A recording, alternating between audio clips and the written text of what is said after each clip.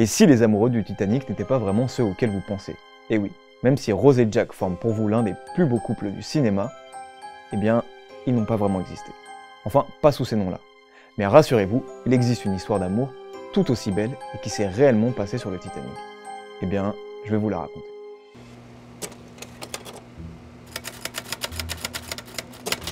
Nos Rose et Jack à nous s'appellent Ida et Isidor Strauss. Isidor Strauss naît le 6 février 1845 à Otterberg en Allemagne dans une famille nombreuse. 4 ans plus tard, à une cinquantaine de kilomètres de là, c'est Ida Blum qui naît à Worms, dans le sud de l'Allemagne, elle aussi un 6 février. La famille d'Isidor Strauss émigre aux États-Unis en 1854. Celle d'Ida Blum fait de même et rejoint elle aussi les États-Unis. Une quinzaine d'années plus tard, Isidor et Ida se rencontrent. Au-delà d'être nés tous les deux un 6 février, ils partagent des origines communes. Ils sont nés en Allemagne et viennent tous les deux d'une famille d'origine juive. Comme si le destin avait voulu les lier, Ida et Isidor tombent fous amoureux et décident de se marier en 1871. L'année suivante, Ida donne naissance à leur premier enfant, Jesse, et la famille s'agrandit.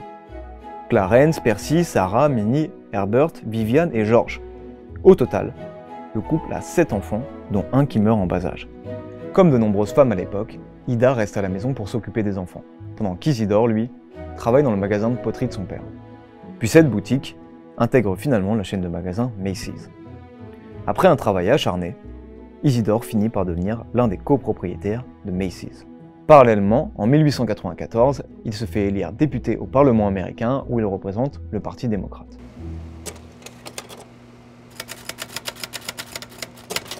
Les Strauss s'adaptent parfaitement à leur nouvelle vie américaine.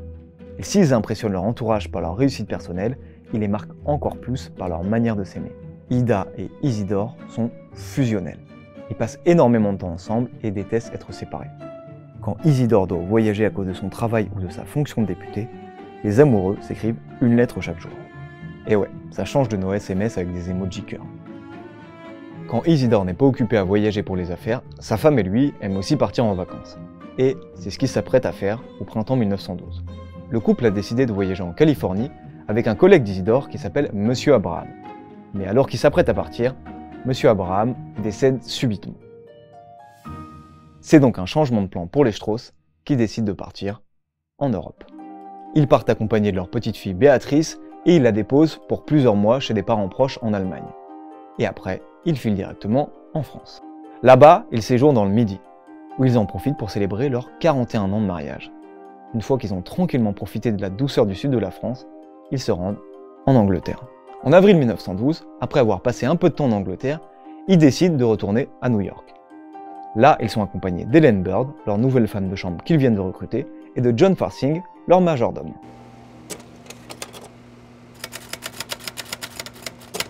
Pour rentrer, le couple réserve un billet sur l'Olympique, un paquebot de la compagnie White Star Line. Mais une grève de charbon empêche le paquebot de partir. Les Strauss, qui sont vraiment trop impatients de rentrer à New York pour retrouver toute leur famille, décident de réserver un billet sur un autre navire. Mais alors pourquoi ne pas voyager sur l'autre navire de la compagnie White Star Line? Un paquebot encore plus luxueux et dont toute la presse parle, car il s'apprête à faire sa première traversée transatlantique.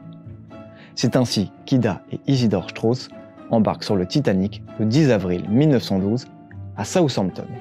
Le paquebot qu'on surnomme déjà l'insubmersible, oui je sais c'est cocasse, fait une première escale à Cherbourg en France, puis une deuxième escale à Queenstown en Irlande. Pour cette deuxième escale, ce sont principalement des voyageurs de 3e classe qui montent, des Irlandais pauvres pour la plupart et qui cherchent à rejoindre les États-Unis. Au total, 2200 passagers embarquent sur le paquebot.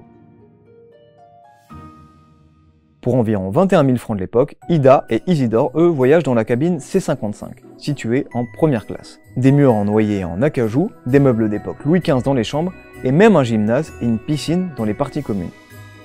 Bref, du luxe digne d'un hôtel 5 étoiles, mais le tout sur l'eau.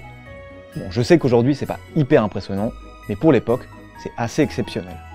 Le couple apprécie vraiment ce voyage sur le bateau et en profite pour écrire un télégramme à leur fils Jesse, dans la journée du 14 avril. Très beau voyage, très beau bateau. En début de soirée, ils se rendent dans la salle de réception de la première classe et ils dînent. Au même moment, le commandant du Titanic, Edward Smith, lui, fait le tour du bateau et salue les passagers. Pour le remplacer pendant ce temps-là, C'est le marin Harold Bride qui effectue son quart. Harold est tranquillement installé, mais à 21 h, il intercepte un message du Californian, un bateau qui navigue un peu en amont du Titanic. Le Californian alerte sur la présence d'icebergs, qui se trouvent pile sur la route que s'apprête à prendre le Titanic. Dans la journée, ce sont déjà le Caronia et l'America, 2 autres navires, qui ont envoyé des messages inquiétants à ce sujet. Mais malheureusement, l'équipage en a pas fait grand-chose. Donc en toute logique, le navire continue d'avancer à une vitesse de 22 nœuds et demi. C'est assez élevé dans cette zone, surtout quand on vient de vous signaler la présence d'icebergs.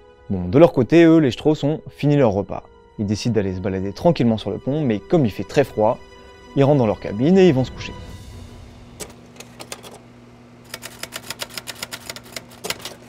À 23 h 30, c'est un marin du nom de Frederick Fleet qui est posté à la vigie. Le petit problème, c'est qu'il n'a aucune jumelle. Même sans jumelle, Frederick aperçoit très rapidement une grosse masse à l'horizon. C'est un iceberg de 18 mètres de hauteur qui se trouve juste en face d'eux. La vigie sonne immédiatement l'alerte, mais le bloc de glace est à peine à quelques centaines de mètres du bateau. Quelques minutes plus tard, le Titanic percute l'iceberg. Un choc que les passagers de première classe ne ressentent pas tout de suite. Mais les secousses deviennent de plus en plus violentes. Désormais, c'est bon. Tout le monde est au courant. Là, vous vous dites, c'est la panique à bord. Eh ben, pas pour tout le monde. Parce que selon plusieurs témoignages, il y a des passagers sur le pont en train de jouer avec de la glace, pendant que d'autres finissent tranquillement leur partie de bridge. Ok, chacun son sens des priorités. En tout cas, le commandant Smith, lui, a bien compris la gravité de la situation. Et vers minuit, il demande à son équipage de rassembler tous les passagers. Isidore et Ida montent sur le pont, accompagnés de leurs femmes de chambre et de leur majordome. Très rapidement, le premier SOS de détresse est envoyé et l'ordre d'évacuer aussi. Là, c'est la panique à bord. Mais au bout d'une dizaine de minutes, nombreux passagers ont déjà commencé à embarquer dans des canots de sauvetage. Bon, il n'y a pas assez de place pour tout le monde. Avec les canots de sauvetage, on peut environ embarquer 1000 personnes. Mais souvenez-vous, il y a plus de 2000 passagers sur le bateau. Pourtant, Ida Strauss trouve une place sur un canot. Et le personnel commence à l'équiper avec un gilet de sauvetage. Le personnel fait signe à son mari de monter, mais Isidore refuse. Là, ça vous rappelle quelque chose, non?